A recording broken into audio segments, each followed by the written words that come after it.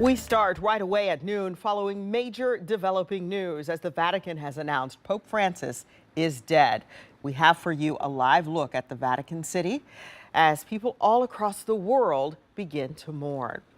Pope Francis, of course, charmed the world with his humble style and concern for the poor. He was 88 years old. Thank you so much for joining us today at noon. I'm Tracy Townsend. We are starting with live coverage from Vatican City, and that is where we are going to go to reporter Barbie Latza-Nadeau for the latest.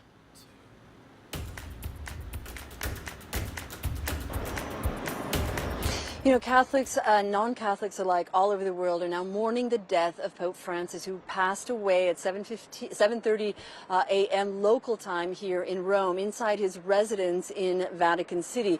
What's especially poignant about this, of course, is that the Pope, who's been very unwell for the last several months and got out of the hospital on March 23rd, fighting double pneumonia after 5 weeks hospitalized, was able to make was able to appear on the balcony of St. Peter's Basilica on Sunday morning to bless the crowds who had gathered there for Easter Mass.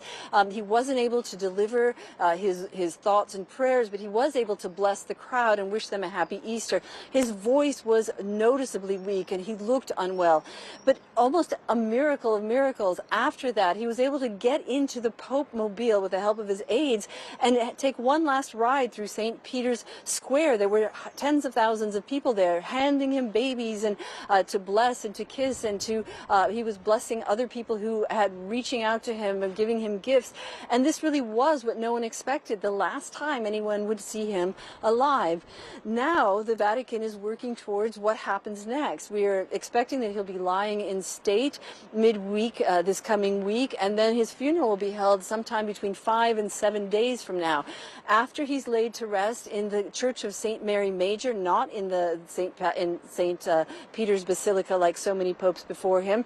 After that time, the College of Cardinals will meet. They'll come to Rome, those in who are of voting age, lock themselves inside the Sistine Chapel and cast their very secretive ballots to come up with the successor. Once we know who that is, they will burn those ballots with an additive, and that's when we get the very famous white smoke that heralds the election of a new pope. I'm Barbie Latza-Nadeau reporting live from Rome.